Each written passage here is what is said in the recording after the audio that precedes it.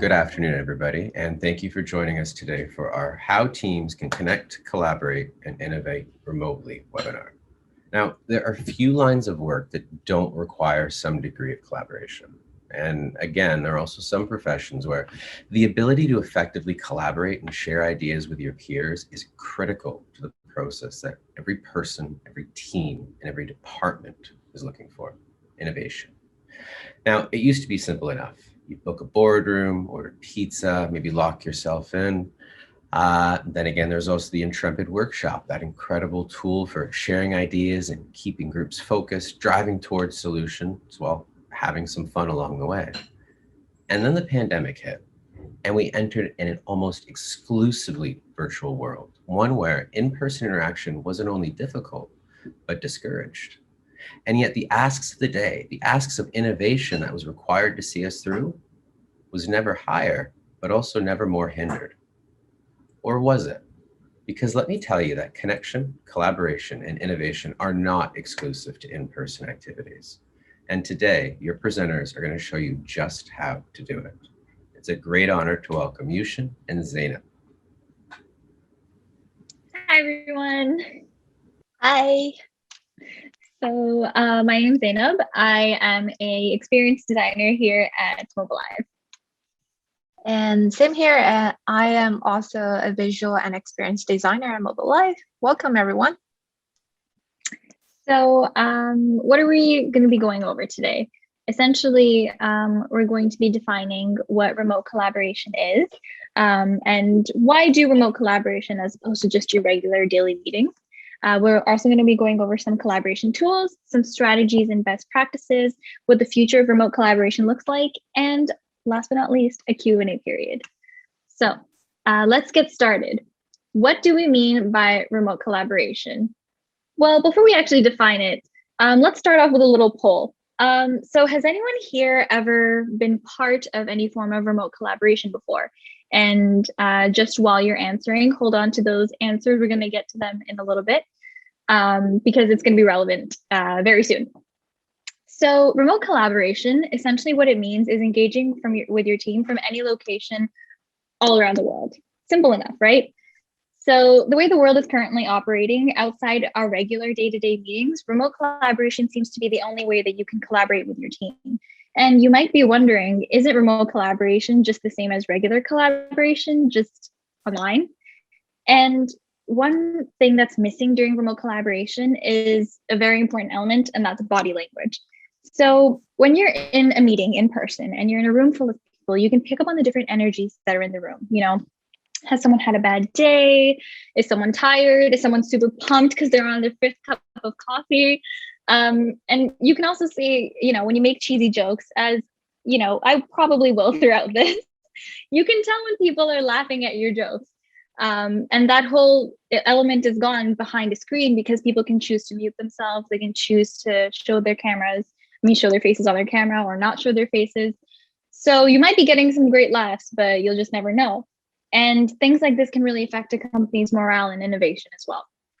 So remote collaboration wouldn't really be collaboration without a team. And everyone in that team is required to actively engage and participate. And throughout the session today, actually, you'll be seeing various ways that we'll be talking about getting people engaged in your collaborative activities.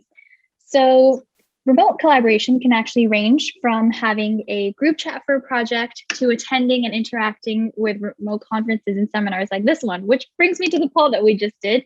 Yushan, what were the results? What did most people say? Yeah, so let me just pull out the result on the screen. So everybody should be able to see it. We can see that the majority of the participants today have been part of the remote collaboration. Okay, perfect. Because I was just going to say that if anyone did answer no, this is a form of remote collaboration. So if you haven't before, you have now. And our personal preferred method of remote collaboration is actually doing workshops. And the term workshop may seem a little bit intimidating, but we're going to go over it in a little bit. And you might be wondering, you know, how many people do you need for workshops? Aren't they like really hard to plan and execute? And the simple answer is no.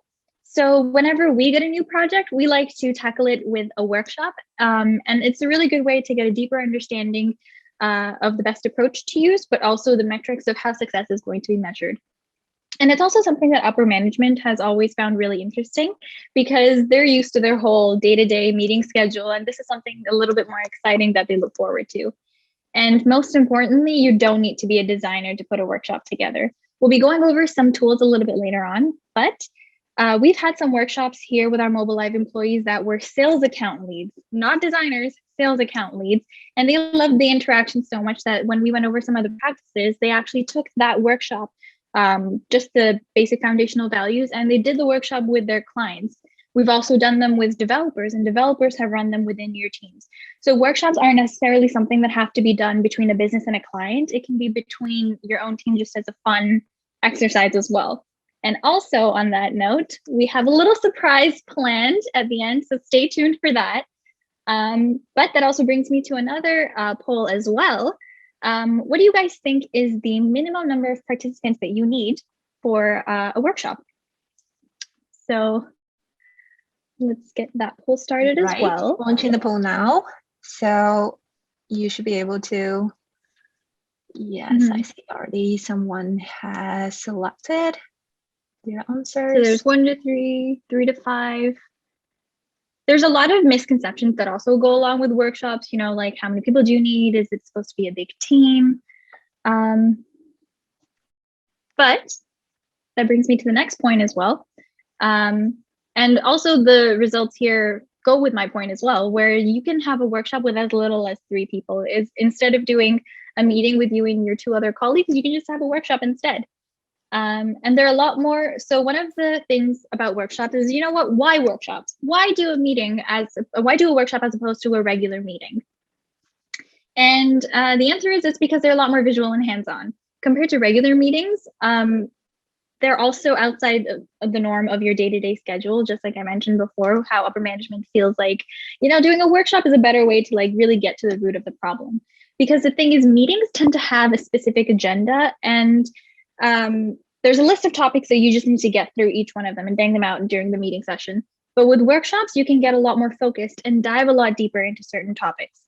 So this is also a really great way of helping you exercise your creativity muscles, because since you are, let's say with the workshop, you're diving a lot deeper into, let's say, one specific topic, you can come up with a bunch of different ideas. You can engage in some out of the box thinking, and it's something that takes you and gives you the opportunity to do something that you normally wouldn't do, or brings you to an idea that you maybe not have thought of. So just remember, it's this kind of out of the box thinking that made us evolve from a society that originally thought flying was impossible, yet airplanes exist. So a lot is possible. And workshops also allow for participants to voice all of their thoughts, and remote collaboration can actually increase an employee's communication skills. So you may have noticed in your meetings, there might be 1 or 2 participants that are a little bit quieter. Maybe they don't talk at all during the entire meeting, which is okay. But with a workshop, what ends up happening, and we're going to be going into this a little bit later on as well, where since all the participants are engaging in a workshop, everyone gets to voice their opinion. Everyone gets to write down their opinions on a sticky note, even if they feel like, okay, maybe I don't know if this is relevant or not. Regardless, everyone's concerns are taken into account and later on discussed as well. So this can also help those people that maybe were a little bit quieter during the meeting sessions be a lot more vocal.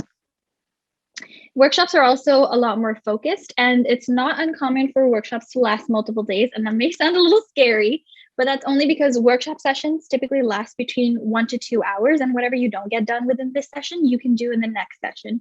So what ends up happening if you've been sitting behind a screen for too long is you can begin to experience online fatigue, which is why we recommend if you have a workshop that goes over 1 hour, you split it up and take a 10-minute break. So let's say you have a 2-hour workshop. At the 1 hour mark, you take a 10-minute break. We encourage everyone to get up, stretch, and come back in 10 minutes. And also, it's important to remember that your creativity muscles are just like any other muscle in your body. If you work it out for too long, it's going to start to get a little sore. So it's good to, you know, give yourself a little break every now and then with the 10-minute break. And plus, once your, let's say, 2-hour workshop session is over, you just resume business as usual, your regular meetings, regular workflow. And as I mentioned before, whatever you don't get done in this session, you can do in the next session. And workshops, using workshops and creative thinking practices overall encourages an environment that fosters innovation within a company. So talking about workshops and all this stuff, let's get into some workshop tools. So just a little disclaimer about these workshop tools. We're not recommending any one specific tool because there's plenty of great tools that are out there. There might be some that we don't even cover that you may know about. But the ones that we're sharing today are essentially just ones that we have experience in and we're comfortable sharing our learnings on them. So let's go over some virtual whiteboard related tools. So the most popular ones are Miro and Mural. And fun fact, actually, this webinar right now is being conducted on a virtual whiteboard Miro right now. So that just goes to show that these collaborative tools not necessarily have to be for like your meetings or collaboration. There's a lot more room for you to play around with them. And so these boards, originally Miro and Mural, were both created as virtual workshop tools. So they've some really interesting features as sticky notes, timers, virtual votes, and they're also very intuitive for people that are starters and new to the tool as well.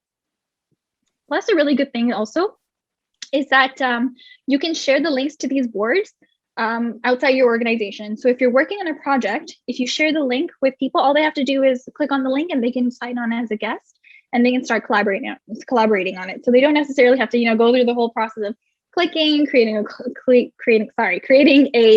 an account and then going through the whole process.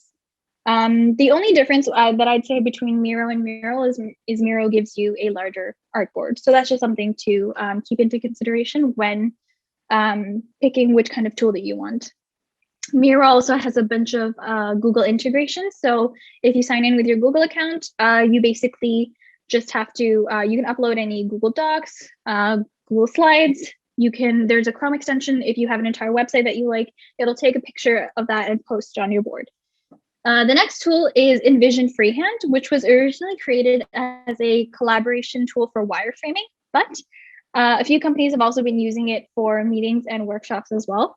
And similar to Envision Freehand, we also have Figma, which was also created as a wireframing and prototyping tool for designers.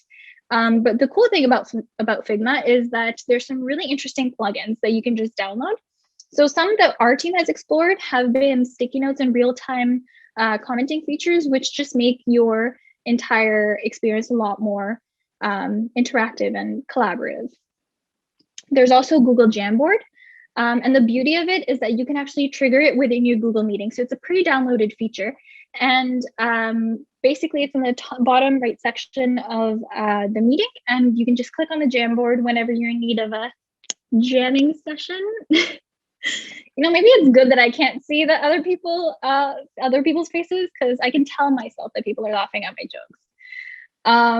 But basically you can open the Jamboard up and you can start discussing your meetings in a more visual way. So it does have some sticky note features as well. And anything that you do, you can just put onto that Jamboard. And this is basically another virtual whiteboard. And everything that you do on that Jamboard gets saved automatically to your Google Drive. So you know how you have like your Google Docs page, your Google Slides page, it's the exact same for your Google Jamboards page. It has all the previous Jamboards that you've basically accessed, and it saves everything, especially, and it's really good if you've been taking notes for your meeting on the Jamboard. Another tool, so the next few tools that I'm going to be going over, they basically iterate the point that a remote collaboration session doesn't necessarily have to be collaboration like live in that moment. So Slack, for example, is really good for team group chats. An example that we used Slack for collaboration was basically, we were doing these company trainings and we had upwards of, I want to say more than 50 people that were doing these trainings. So we had multiple groups of people taking the different trainings on different times. So one thing that was really helpful for these collaborations was creating group chats for each team. So let's say group one has a group group chat on Slack. And basically what happens is everyone has a bit of homework in between these meeting sessions. So what we did was if anyone had any questions, concerns, they would raise them in their specific group chat because there could be other people that had the same questions as well. So that encouraged a team environment even outside of when we were actually doing the trainings. Trello and Jira are both project management tools, and they're really good for knowing where each different team member is at in terms of their project, their timelines, kind of being on the same page with everyone. So one integration, for example, that we like to use is basically having a link to a Miroboard connected to a ticket on Jira. And then anytime someone, let's say, comments on the board or gives you any changes on the boards, you get a Slack notification. So this is an integration where we have all three tools kind of working in parallel with one another. But the overarching main idea here basically is that you shouldn't be limited by the type of tool that you have. And instead, you should choose your tool according to your needs and your team's preference and your preferred mode of collaboration as well.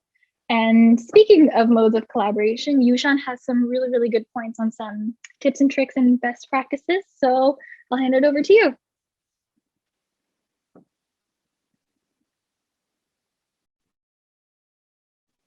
Oh, Yushan, sorry, I think you're on mute.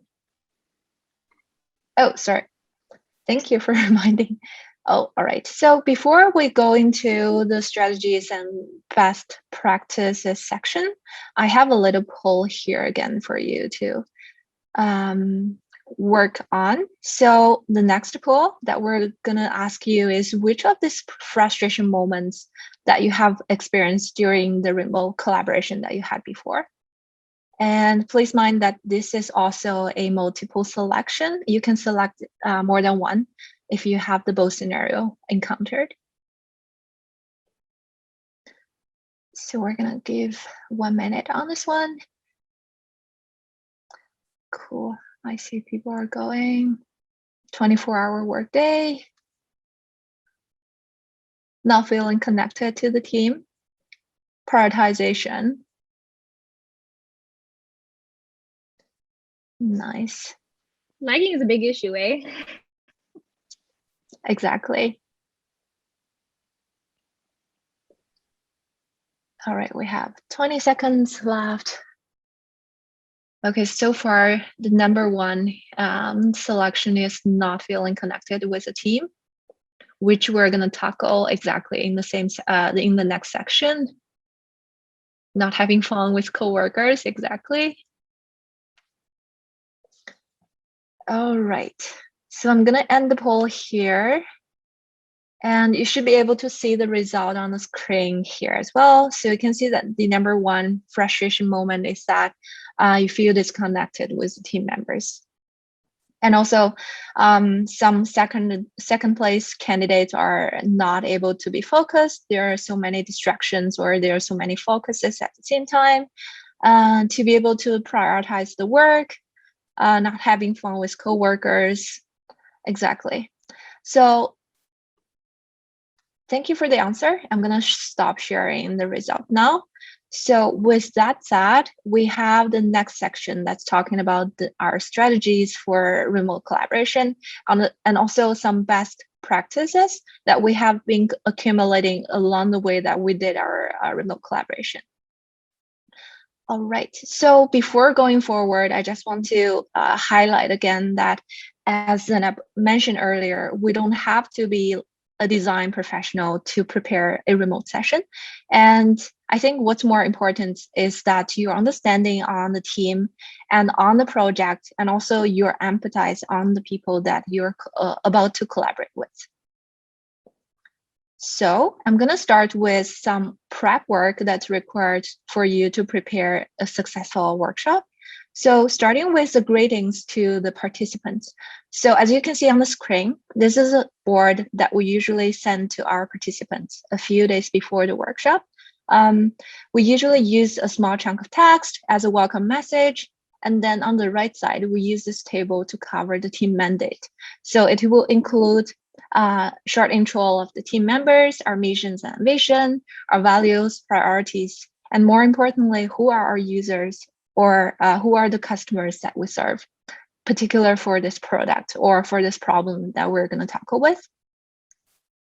And also tips and shortcuts are also something that we recommend you to include in your intro board that's going out prior to the workshop as well, especially for people who are not familiar with the workshop tool. This is a perfect cheat sheet for them to act like a pro in the workshop. Also, while you're sending out the board, try to encourage your participants to familiarize themselves before coming to the session. In this way, this would help you reduce the time that you spend on the onboarding or the time you have to take to guide certain participants. Hey, you should do this to help you do such kind of activity. And really, this board and this pre-activity will boost your productivity for the workshop. And you can see these are the rules on the right side that we usually walk the team through every time. We found it super, super helpful to set them up between the introduction and the actual activities in your workshop. So I'm going to go through them one by one, try to explain to you why these are so important to set up. So first of all, stick to topic and respect the timing. These two are the ones to keep your focus on the topic, on the subject that you decided to tackle today. Because unlike any physical workshop or meetings, when we collaborate online, it requires much more concentration and much more strict time management. Otherwise, it's pretty easy for you and the team to stuck somewhere on a specific problem. And in this way, you're losing track on the time and the subject, and that you decided to focus on this workshop. The next one is together alone. I would say personally, this is the most critical role to give the team some peace of mind. Because of the limitation of online communication, I would say we don't usually see each other's reaction, our body languages. We don't have much eye contacts or facial expressions that's shared with other people. But on the other hand, we would rather just muting ourselves and do whatever that's being asked by the facilitator. So in this way, it's very common for us to come across long periods of silence. And a lot of people are quoting it as an awkward silence, which I don't think so. So in this case, it's a facilitator's responsibility to remind the team, bear with this kind of silence, because that's completely normal as we're together alone. And I think during this time, an Upbit playlist will make a huge difference. So my personal learning is that even if you can play some background music while you're talking in your background, you don't have to worry too much about sound quality. As long as the music is flowing along with the workshop, it will carry over this delightful momentum to the other team members as well. And the next one, no judgment. Apparently, we're not expecting any sort of argument or fight that's too much over one opinion. So it's better if we can suggest the participants to simply grab a sticky note with a different color and post a side of the note that they want to comment on. And the next one, wild ideas, yes. So as I mentioned, no design or creative skills are required in the workshop for the facilitator. And the same rule applies to the participants as well. So because they are invited as we trust and we need their expertise in their own areas. So we should encourage them to be themselves and express based on their own knowledge. And of course, there's no right or wrong answers. Wild ideas are welcomed. Also, a piece of wild ideas may not be immediately feasible, but it has the potential to work as an inspiration or a trigger that could also formulate other thoughts from the team member, which could be amazing, or which could be a potential candidate in the product backlog. And the last one, make sure to have fun. This is definitely helpful to set the team this feeling of emotionally safe and also be comfortable to express here. All right, so these are the rules. Coming to the next one, icebreakers, which is my favorite part of the workshop, especially because we tend to bring cross-functional team members together in a workshop. They may not know each other very much, and they might be reluctant to start working right away. And an icebreaker is the exact piece of magic that sets the team down. And And also, as I mentioned, it brings the emotional safety to the team. So here's an example. I would say that this is my favorite one, especially for the team members who hasn't met each other before. It's better to let them upload a picture that expresses themselves, so people have a clue or a profile image in mind that who they're collaborating with and who they're speaking to. Also, if you want something fun, this is something that really relaxes the team.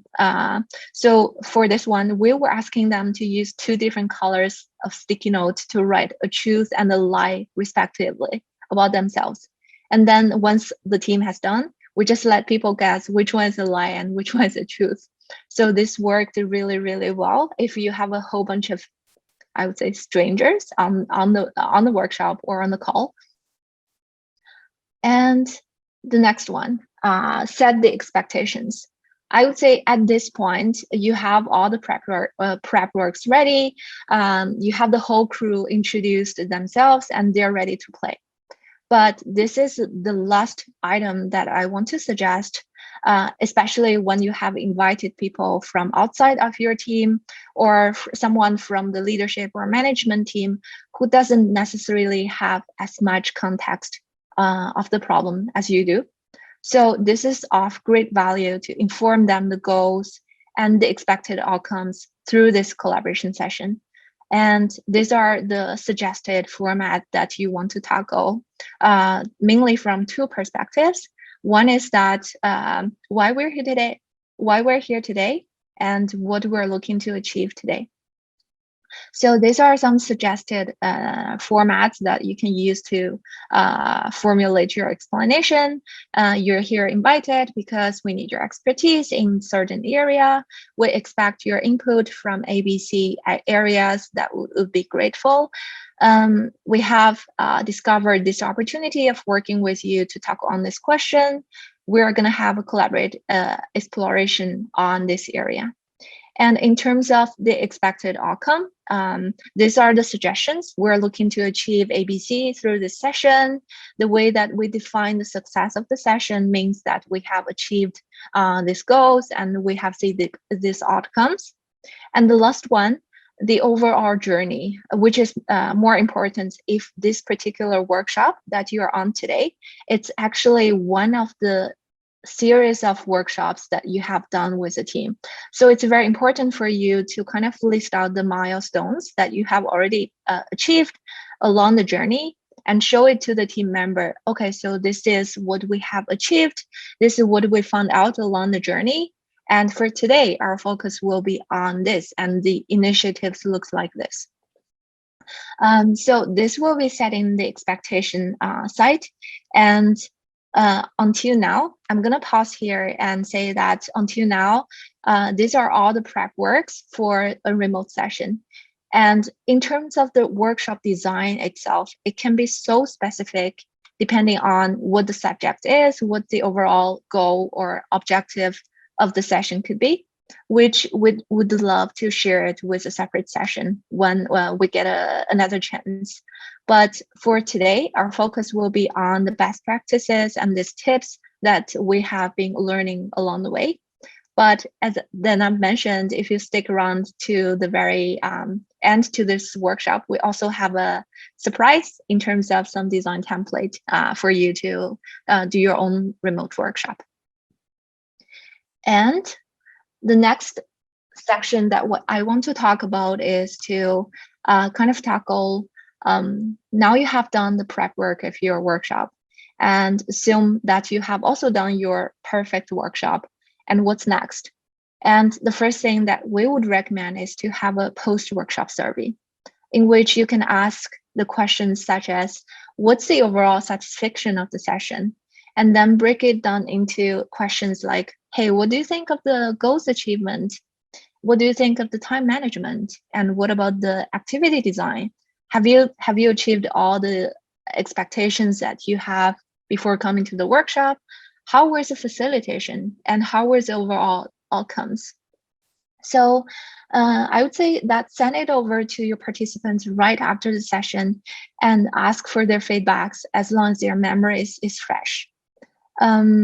Actually, it's better if you can just remind them during the wrap-up session of the workshop that you are about to send out a quick survey to get their feedbacks. And also, this is something that we need to be mindful. It's also good to ask their takeaways from the session. Hey, what do you think it's your best takeaway? So in this way, we can get an idea of what really worked out and what didn't. This would help us to kind of identify what could be the improvement opportunities for the upcoming sessions. Another way to also guarantee some responses as well is by saying, like, dedicating maybe like 5 minutes before you officially conclude the session is also by saying, so we're going to give 5 minutes, please fill out the session, and then we'll be concluding. So either one works. Yeah, exactly. Thank you for the top up sign up. And also just want to mention another thing is that we usually let the team member know that all the survey will stay anonymous. So they don't have to worry about whether they have like a negative comment will affect anything. So that's about the survey. And one last piece. I dropped my headphone, unbelievable. Oh my God. So one last piece is a playback session. So a playback is really something critical. And that's the one session that I know a lot of teams missed out, because I have heard a great number of complaints about, hey, I just went through this remote workshop and I didn't like it because I have never heard back from the team who facilitated it. And I'm totally blind about the next steps. I would say that this could be because that the team thought that their remote collaboration ended up with the completion of the workshop, which isn't true most of the time. So a playback session enables the team to gather up for a second time and review the workshop results. And I think I personally believe this is as important as the workshop itself, because the team gets to know what's being co-created, whether it met their hypothesis or expectations, or what's being planned for the next. So this one on the screen is the basic structure of our team usually used to construct our playback session. So 3 chunks, as you can see. The first one, a session recap. It's because a playback session often happens a week or at least a few days after the actual workshop. So we need to remind the participants, okay, so what this workshop was about and what kind of activities that we have gone through together. And the way you can do it is to simply grab some screenshot if you find a particular areas is deserve a highlight, or better yet, if you happen to have a recording of the session, you can simply just grab a chunk of the video and show the team and remind them, okay, so this is the fun activity that we have done together. And this is really helpful and effective, as we learned. So the next one is our synthesis of the workshop inputs plus the key findings. So you can see that here, it all starts with these clusters of sticky notes. And this could definitely happen during the workshop as well. So as a facilitator, you could move similar ideas while the participants are writing and working on their ideas. And something that I have learned that's interesting is that a few participants would actually realize your intention and they would know what you're doing and they would start to help out. And I would say don't worry if the workshop has a tighter timeline and you didn't get a chance to do the cluster during the workshop. So in this way, you can definitely leave the cluster work to a less busy time when you have a chance to sit down and review the board. And I would say the reviewing work, it's a time-consuming process.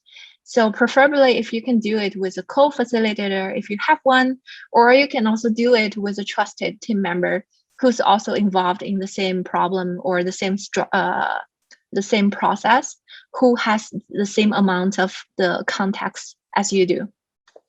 And this is a really fun process by going through the other people's thought process and get a lot of great insightful ideas.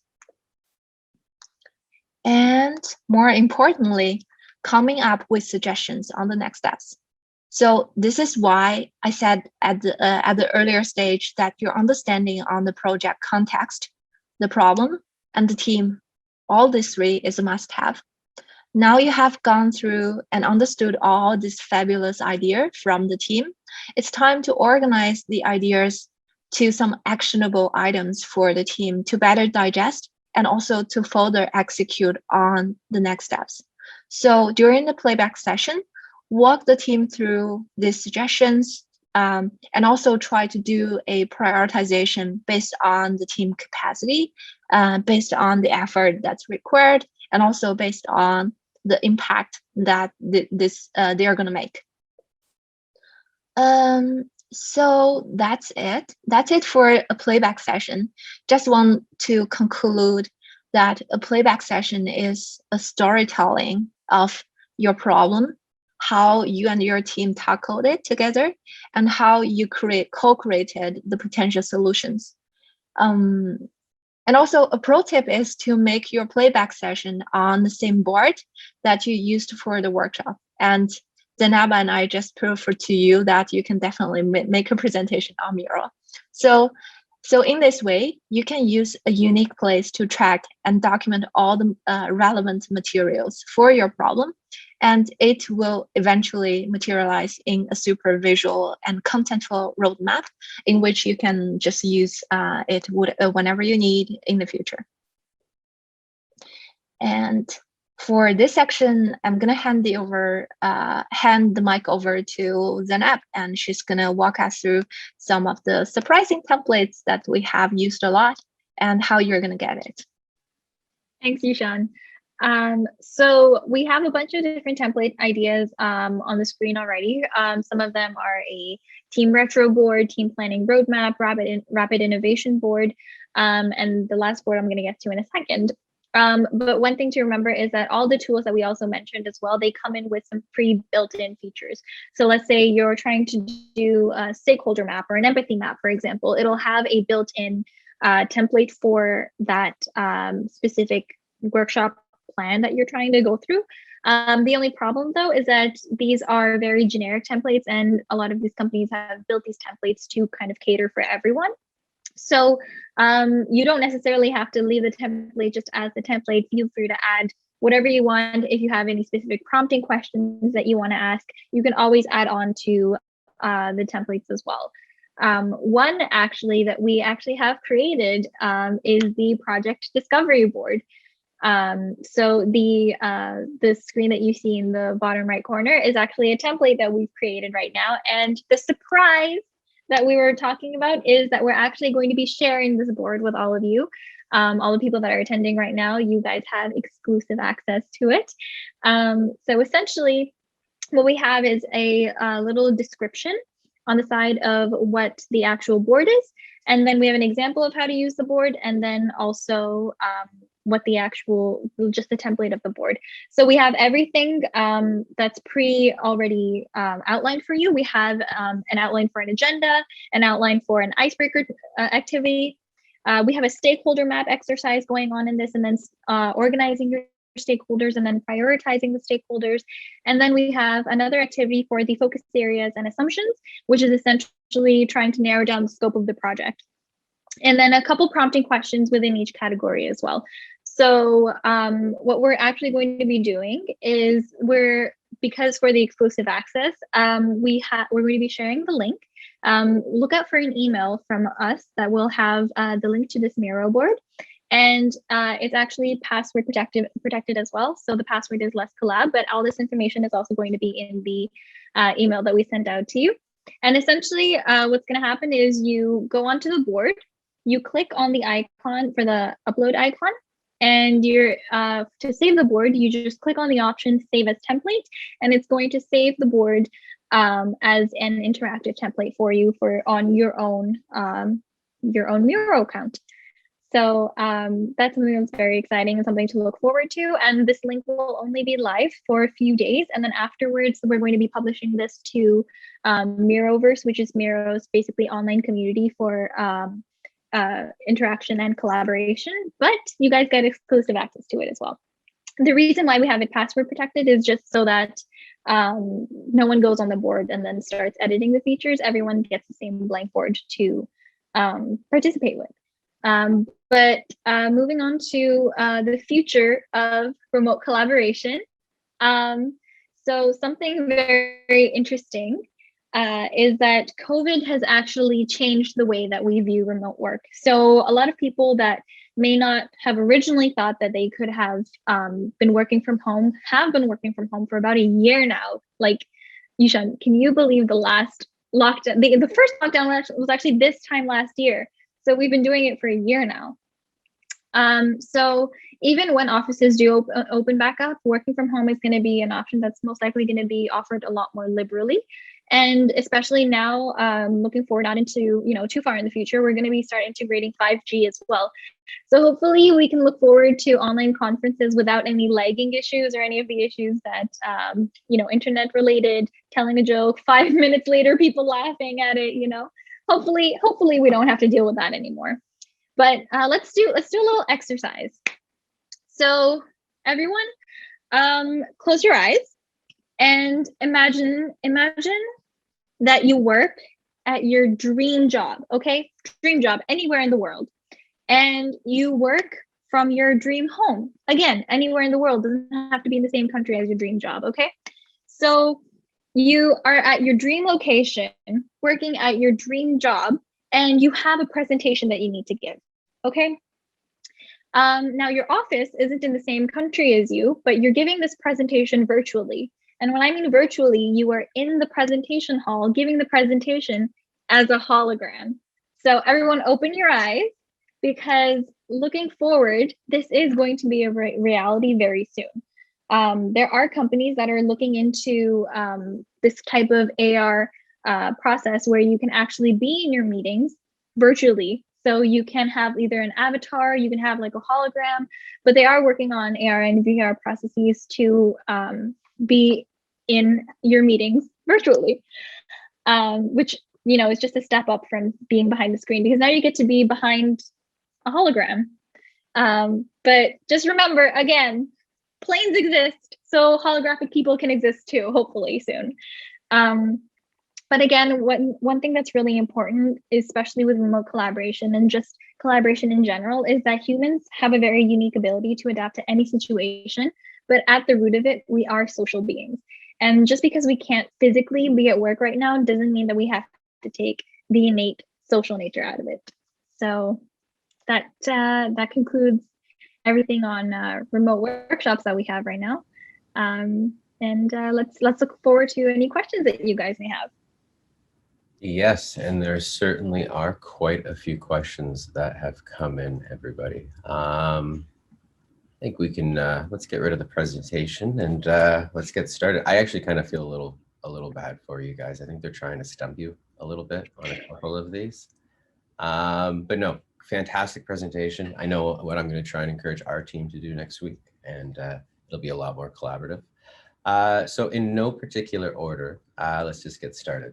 The appeal of workshop and tools to help facilitate remote collaboration is very clear to most of us, but the problem is, how do we get organizational buy-in and help us make it more widely practiced? Essentially, how do you prove the ROI? I didn't say it was going to be easy. Yeah, I would say that, as Danab mentioned, this is like a progressive process, always. In terms of the buy-in, I would say that this workshop, it started from the designer cycle, and now it like revolves as something that a lot of business tend to use. So this is always something that we can do to improve the buy-in by, I don't know, maybe encourage people to join our playback session and show them a step-by-step storytelling of how we did our workshop, and this is what we have achieved. So I would say that in this way, people will get a sense of, okay, so this is what a collaboration workshop looks like, and maybe I can try it next time.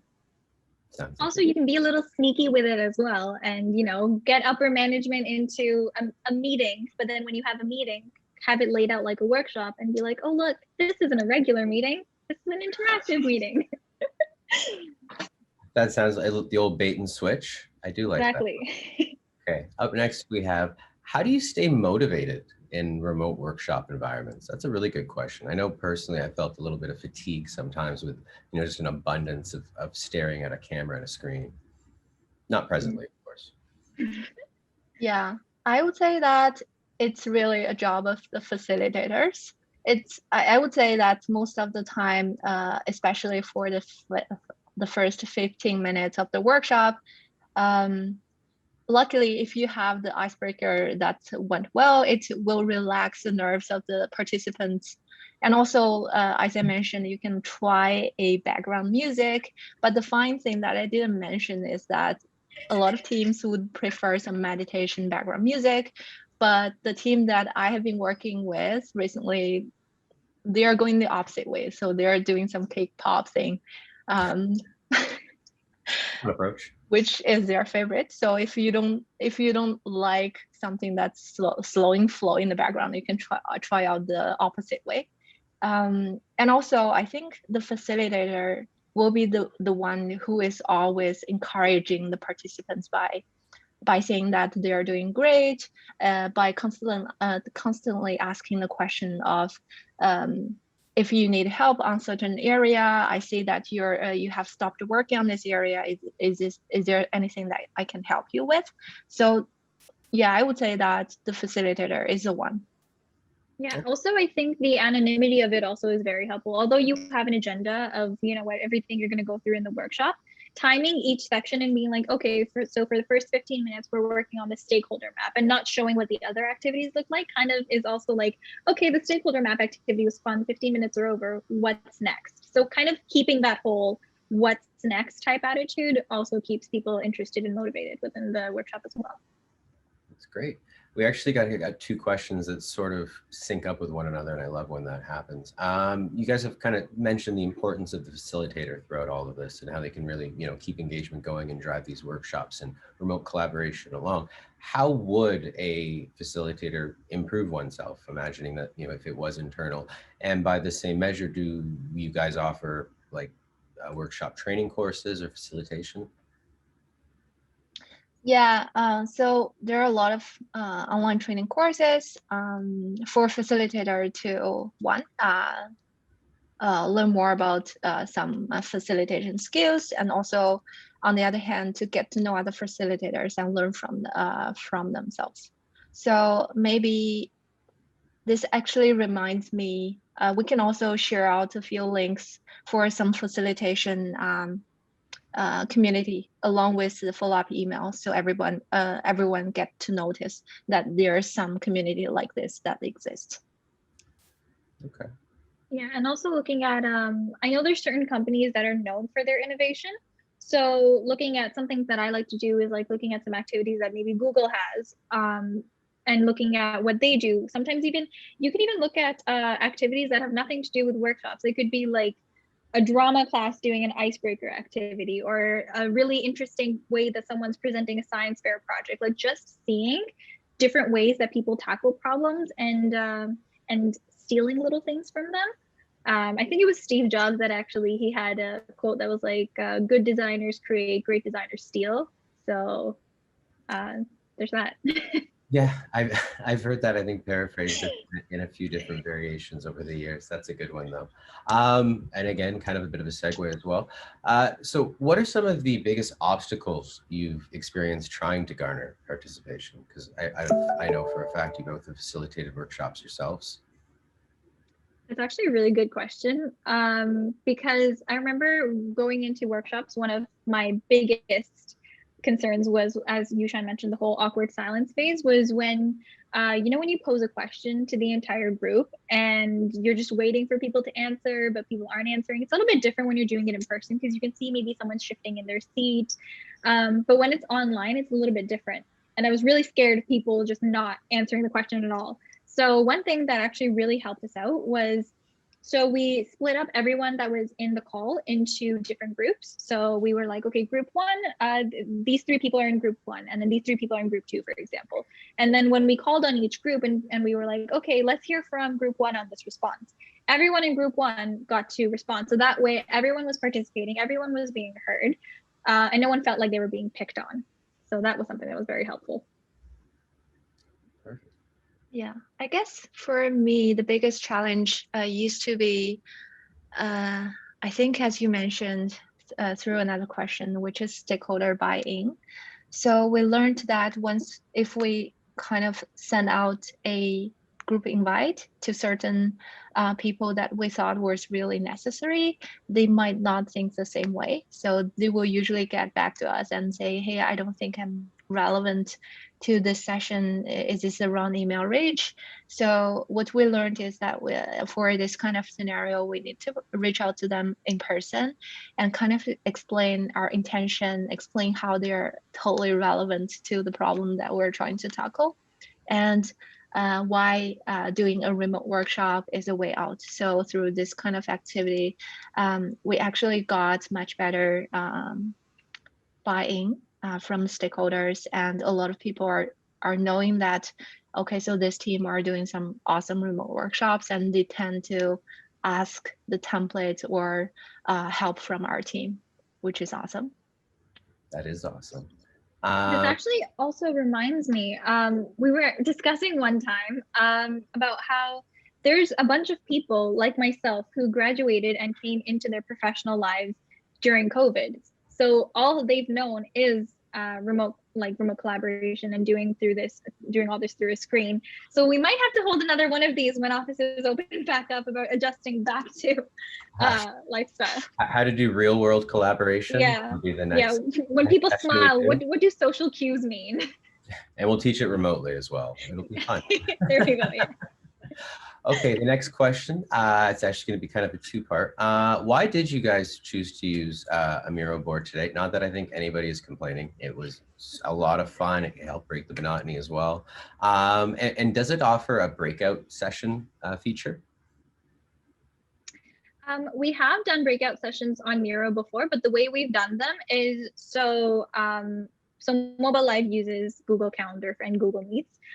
So what we did was we actually created before this goes into the prep session work, where we created meetings for the breakout sessions. And when we had the different breakout rooms, we basically had a little setup. So a little rectangle where we had separated all the different people, and all those people had a link to the breakout room. So they essentially clicked on that link that took them to the Google Meet.